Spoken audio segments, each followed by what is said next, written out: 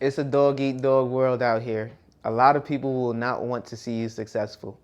A lot of people would rather see you on your knees begging for a job, begging for opportunity, begging for them to help guide you, lead you into a direction, into a career in which they know that you're ready for, but again, that opportunity isn't there.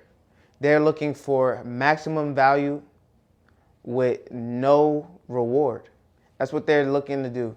They're looking to achieve maximum value from you with as little reward as possible. They want you to be happy to even be in the same room. They want you to be grateful to even be in the same room. You know, what's so funny is, I talk about my financial success now, and I also talk about the struggles that I've went through. But when I was a general manager of multiple restaurants, I didn't just manage one restaurant. Um, it was very difficult. There were days where I literally worked 7 days a week, more than 10 hours a day. I was waking up at 3 a.m. and I'm not a morning person, by the way, so that was rough as well. I was waking up at 3 a.m. every day because I knew without me the store wouldn't open. I knew without me that the store would be closed, business wouldn't run, and the company would be losing tens of thousands of dollars in one single day.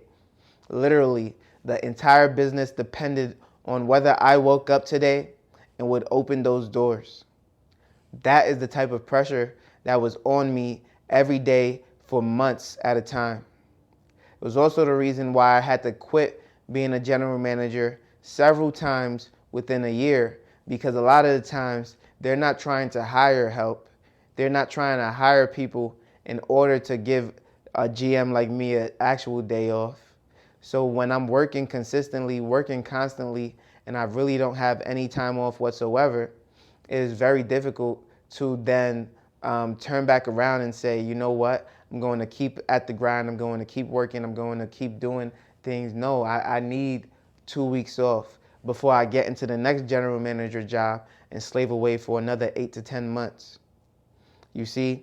And so for me, when you look at your work options, you realize that there's not many, because that PTO that they said that you can take, you can't really take it. You don't have anyone to cover for you. You didn't have anyone to cover for a single day. Imagine needing coverage for 2 weeks. It's not possible, right? A lot of these restaurants will run you into the ground. They'll tell you, oh, I need you to be in this store for a minimum 6 months for 7 days a week before you can finally take a day off. Like, what type of nonsense is that? What type of leadership is that, to where I have to literally slave away my entire life at a store because you don't have coverage. You don't pay people enough to want to stay and work. So it was absolutely brutal. But you know what kept me going? Did you know what kept me alive throughout all that time? It was the simple fact that not only was I saving, but I was investing. You see, if all I did was work, work, work, work, work, like Rihanna, and I didn't save and I didn't invest, and I just put it all into a nice and shiny car that took me to that job every single day, then guess what? I would still be broke. I wouldn't have any option. I wouldn't be able to leave the company because that car payment would have kept me tied in. I wouldn't be able to be where I'm at today, where the first thing I did when I quit that job, I had just bought my first home. So I still had bills to pay now, but I had a little bit more security. I had a fixed payment that was far less than what I was paying in rent, almost $500 less at the time.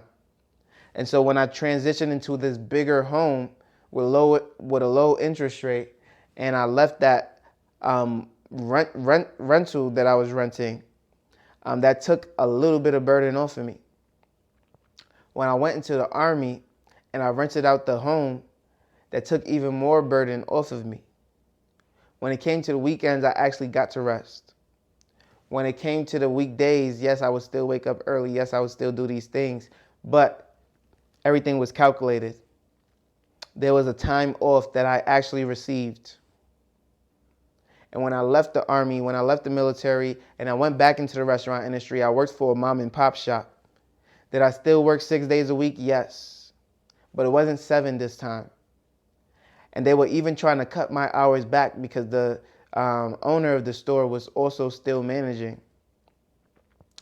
And so I actually was trying to fight for more hours so that I can buy my second property when I first got back to Columbus. And when I was able to do that, guess what? I wasn't so eager to quit. I still had rental income coming in from the other property. I had a owner who actually wanted me to work less and not more. I was still averaging at least like 48 hours a week, no longer 50. And you know what? My schedule was almost set. It felt real good. It felt like I actually had a life. But when the opportunity to work for Chase Bank as a mortgage lender came about, I definitely hopped on the opportunity. Why? Because I'm an investor at heart. I like everything finance. And I realized that I made so much more money than I ever did as a general manager. I was running stores for $50,000, $55,000 at the time. But Chase Bank, in 1 year of mortgage lending, I was making 65. And I realized, what am I doing as a general manager 6, 7 days a week when I can work 5 days a week with no degree? It didn't take a degree to be it didn't take a degree for any of the positions that I've ever worked, to be honest. But when I was at Chase, I was making so much more than someone who has to run an entire store. It made absolutely no sense to me.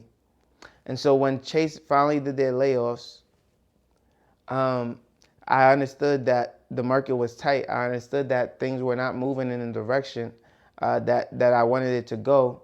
But I was now financially stable. I was now secure. I had fixed payments every single month, and I had income coming in, passive income, not only from the real estate, but from the stock market as well. And so when I was looking for a new job, I was looking with confidence.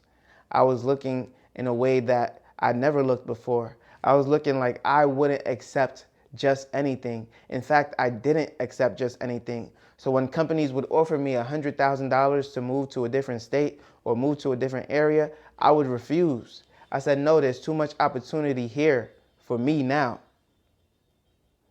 When companies would offer me $70,000, $80,000, but they wouldn't offer me the days off that I wanted, I would refuse. No longer will I be a slave. Yes, you can still be a slave today. But when I was first starting off, what did I chase? I chased money. But I think it's very important that you don't only chase money, but you also save and invest. Save and invest. You can chase money all you want, but if you do nothing with it, you're still going to be in the same position. So again, take that to heart. Take that understanding to heart that you definitely need to not only save, but invest. And then the investing will take you away from all of your issues, from all of your problems. Because when I bought that first property and when I saw that monthly payment, I knew that I could work any job ever. Any job. I could work at McDonald's and pay my mortgage payment. And when I got this house, which is a little bit more expensive, because, you know, bigger is better, I could still work at McDonald's and pay off the mortgage. But, of course, it would take a lot more hours. And I also understood that me being so young, that over time, minimum wages would go up. Certain things would go up. And you know what? The payment will stay the same outside of property taxes. So it was a win-win for me. Fixed cost with increasing income year over year, and I'm only 26. That is what financial freedom now looks like for me. That is what financial freedom now looks like. It is a big blessing. It is a big win, but it came with a lot of struggles. And a lot of the times, did I know what I was really doing? No, I just knew I had to invest. I just knew I had to save. I just knew I couldn't be doing this struggle and all this struggle for no reason. And so I'm speaking to you today as another human being to human being who may not have gotten it right the first time. It's okay, but don't just work to work. Work to better yourself. Work to get that financial freedom number that you so desperately need. Work for your financial goals, for your financial independence. And if you have any questions whatsoever, comment them down below so I can make a video about that and share that with everyone. So if you like this video, make sure you leave a like, comment, and subscribe to the channel. You know I post every single day at 8 a.m. daily on YouTube and on Rumble, and I can't wait to see you on the next one. Peace.